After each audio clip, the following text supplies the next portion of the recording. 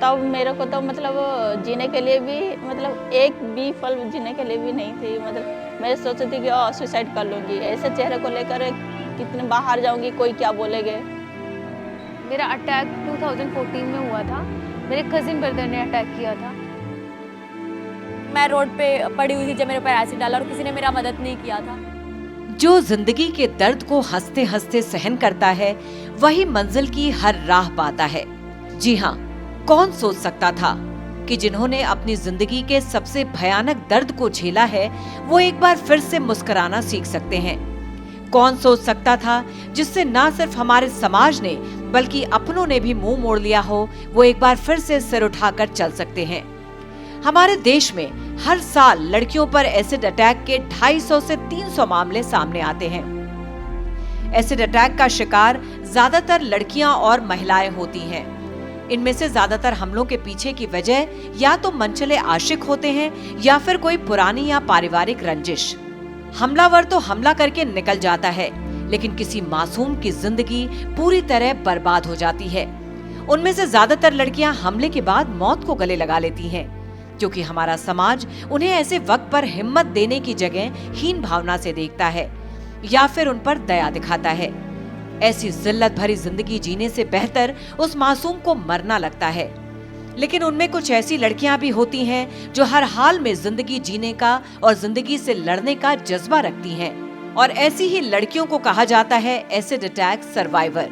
और आज हम आपको ऐसे ही कुछ एसिड अटैक सर्वाइवर से मिलवाने जा रहे हैं, जो किसी रियल लाइफ हीरो से कम नहीं है। यूपी के नोएडा में ऐसे ही कुछ रियल हीरोज या फिर यूं कहें कि एसिड अटैक सर्वाइवर्स को समाज की मुख्य धारा से जोड़ने के लिए आलोक दीक्षित और उनकी टीम ने शीरोज हैंगआउट कैफे की शुरुआत की है, जिसकी नींव उन्होंने साल 2014 में रखी थी। इस फाउंडेशन के जरिए उन्होंने एसिड अटैक का शिकार हुई तमाम लड़कियों को हिम्मत दी और उनमें फिर से जिंदगी जीने का जज्बा जगाया। आज से 9 साल पहले शुरू हुए शीरोज हैंगआउट कैफे की ब्रांचेस अब उत्तर प्रदेश के 3 शहरों में खुल चुकी हैं। इस कैफे के जरिए एसिड अटैक सर्वाइवर्स को काम दिया जाता है, ताकि वो भी आम लोगों की तरह अपनी जिंदगी का गुजर बसर कर सकें, ना कि खौफ के साए या अकेले में अपनी जिंदगी गुजार दें। छांव फाउंडेशन के जरिए उन्हें कंप्यूटर एजुकेशन, म्यूजिक और सिलाई कढ़ाई जैसे कई कामों के बारे में जानकारी दी जाती है।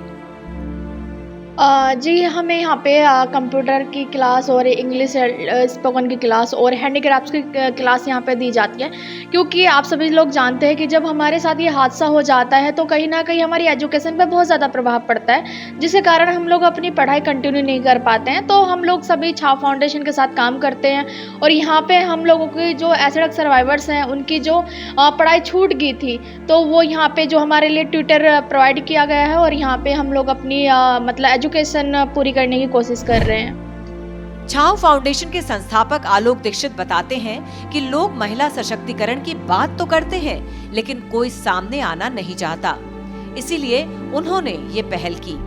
अच्छे काम की शुरुआत में हमेशा परेशानियां आती हैं, वैसे ही आलोक दीक्षित के सामने भी आईं, लेकिन उन्होंने भी एक रियल लाइफ हीरो की तरह हार नहीं मानी, जिसका नतीजा ये हुआ कि आज उन्होंने आगरा और लखनऊ में शीरोज हैंगआउट कैफे खोला और अब नोएडा में भी इसकी शुरुआत हो चुकी है। जैसे आप पढ़ने जाना चाह रहे हैं कोई सर्वाइवर, तो उनके लिए उस तरह की सुविधाएं नहीं है। नौकरियां करना चाह रहे हैं, अगर वो सक्षम भी हैं फिर भी उन्हें उनके चेहरों के आधार पर नौकरियां नहीं मिल रही हैं, काम नहीं मिल रहा है, उनकी शादियाँ नहीं हो रही हैं, समाज में रिहेबिलिटेशन नहीं हो पा रहा उनका। तो ये सारे इश्यूज़ ऐसे हैं जिनको ना तो हम सरकार से मांग के हासिल कर सकते हैं, ना कोर्ट से हासिल कर सकते हैं। इसके लिए ज़रूरत है बहुत ग्रास रूट काम करने की। तो शीरोज़ इसी तरह शुरू किया गया कि हम लोगों ने सोचा कि एक ग्रास रूट काम शुरू करें, हम समाज के बीच में जाएं, वो स्किल सामने दिखाएं और ये साबित करके दिखाएं कि जो हम हैं, मतलब या किसी भी, मतलब मैं हम का मतलब मैं बार बार कहता हूँ कि जो हम सभी हैं, हम अपने चेहरों से हमारी पहचान नहीं है, हमारी पहचान है हमारे अपने काम से।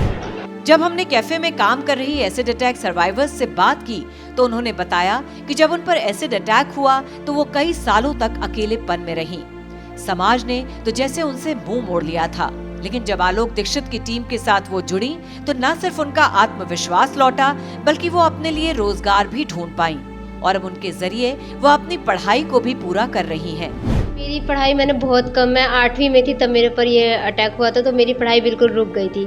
तो मुझे दोबारा मौका मिला है कुछ करने का, कुछ बनने का, तो मैं कंप्यूटर क्लासेस लेती हूँ और बेसिक इंग्लिश भी हम लोग सीख रहे हैं और साथ ही साथ अभी अंशु ने बताया हम लोग सीरोज़ में भी काम करते हैं। तो मतलब ये मौका हमें शायद छाव फाउंडेशन की वजह से मिला है, जो आज हम अपने आप को एक प्रेजेंट के तौर पे आपके सामने आप देख पा रहे हैं हमें। तो बहुत अच्छी बात है कि हम अपनी लाइफ में कुछ कर सकते हैं और आगे बढ़ सकते हैं।